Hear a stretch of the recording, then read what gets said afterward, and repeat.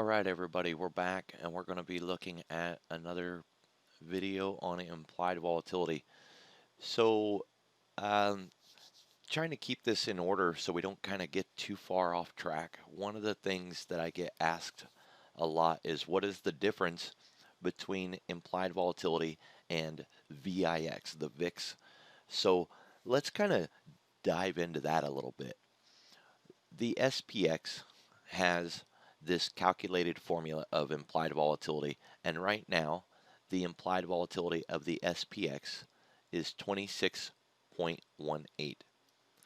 The VIX right now is 26.87. So they're very close together. The reason why they're very close together is because the VIX is the implied volatility of the VIX. This indicator down here, instead of saying implied volatility, it could just say VIX because that is exactly what the VIX is. So here's the SPX. Here is the VIX. This is literally the VIX. Now on the VIX, we can't use this indicator. Okay, that's not. We're not going to even get into that today. Okay, but here's the VIX. The VIX is the implied volatility on the SPX. It's literally taking that indicator and putting it into candle form. That's all that it is. So anytime you're watching SPY or the SPX and you're thinking to yourself, I wonder what level the VIX is, just look at the implied volatility because that is what the VIX will be. Now, there's a uniqueness about the VIX. When we're looking at the candles on the chart, this is the implied volatility of the SPX, as I've said. But if you go into the VIX options, these options have nothing to do with the VIX chart. I'm going to try to say that a couple of different ways. When we go to the SPY and we want to trade options on the SPY, we just go in here and we go to the SPY options, right? And these options have everything to do with this. But when we're trading the VIX, first of all, you can't trade the VIX. If you wanted to buy shares of the VIX, you cannot because there is no such thing. Okay, so the only way you can trade with the VIX is by trading options. Unfortunately, what most people don't understand or don't know is that these options have absolutely nothing to do with these candles at all. So if you wanted to trade options on the VIX, you would really need to understand where these options are looking, what they're focused on. And believe it or not, these options are attached to the VX futures. Notice that it says the VX futures have no options. If you wanted to trade options on the VIX, you need to understand that this is where they get priced. Notice that these futures have a date. We have the September futures, the October futures, the November, December, January, February, March. If I wanted to trade VIX options for December, I would really want to know where the VIX futures are for December. The reason I say that is because there's contango and backwardation. Now, we're not going to dig into the really nuanced parts and pieces of this, but in regular market or anything in time versus price, farther out in time typically has a higher price. And that makes sense, right? Because farther out in time, we could have hurricanes, tornadoes, earthquakes, anything could come along and cause future things to be elevated in price. Fuel could go up, shipping, we could lose supply chains. We never know what could happen in the future, and things get priced in. but things that are very close in time, what we call standing very close to the dartboard. When it's very close to us, then we have less uncertainty, and then price tends to be cheaper closer to the right now time in space. So for example, today's September 13th. If I was trying to figure out what something would be worth for Friday, it's only just a few days away. It's less than 7 days away. But if I was trying to figure out what was going to happen in December, that's months away. So many things could go wrong. So many things could jack the price. So things close to me should be cheaper than things farther away. When they are in that order, we call that contango. It just is a fancy word to say that that's normal. Okay, that's the normal distribution of pricing versus time.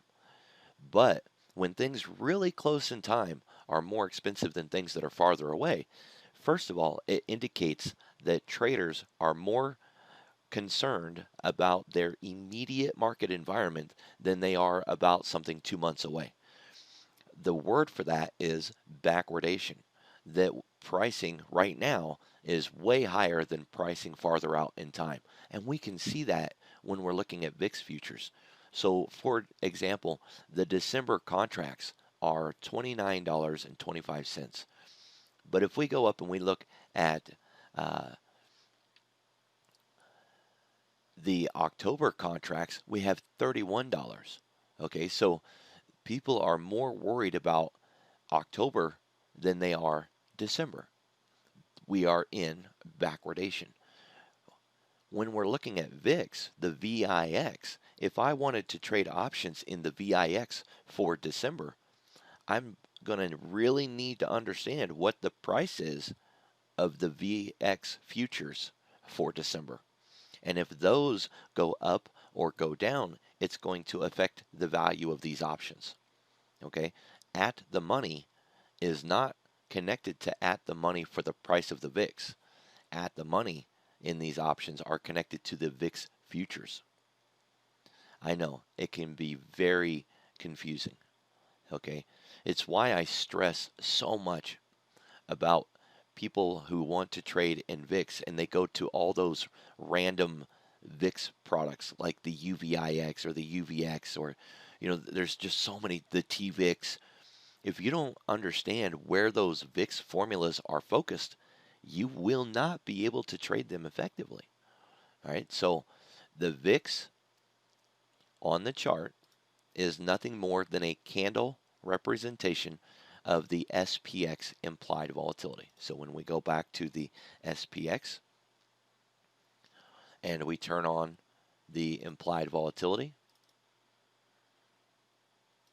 this is the VIX right there.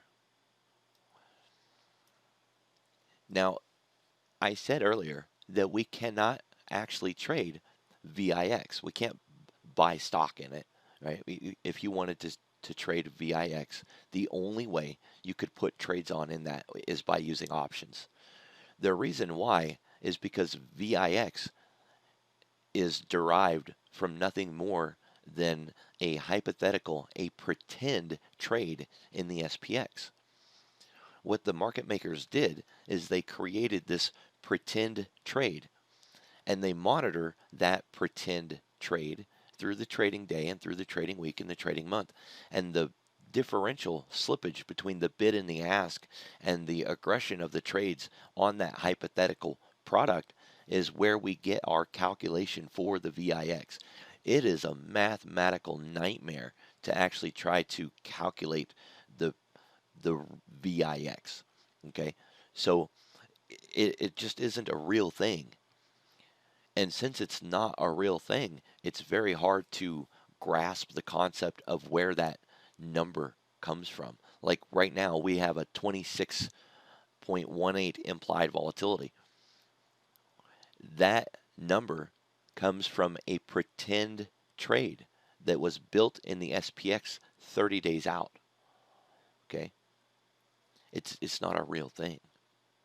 And because it's not real, people just really struggle to grasp how that number comes about, right? So it can get very confusing and it can just be a little bit overwhelming. But it's why we stress so much that there's not absolutes, that it's not a teeter-totter, which I've tried to express so much. The a lot of people believe that there is this inverse correlation between the VIX and the marketplace, that when the market is going up, that the VIX is going to go down. And that's just, it's just not true. And one is not necessarily causing movement in the other, right? So just because the SPX is going down, it doesn't mean that the VIX is going to go up. Worse, what I've seen is people think that the VIX moves puts pressure on SPY or the market. They actually are watching VIX to make a move, and then they think, oh, VIX went down, it's going to make the market go up. That's not true. That's backwards. That's completely backwards. Okay, so the VIX isn't making the market do anything. And the market isn't necessarily making the VIX do anything. But if we did have to put them in order of what causes what, the market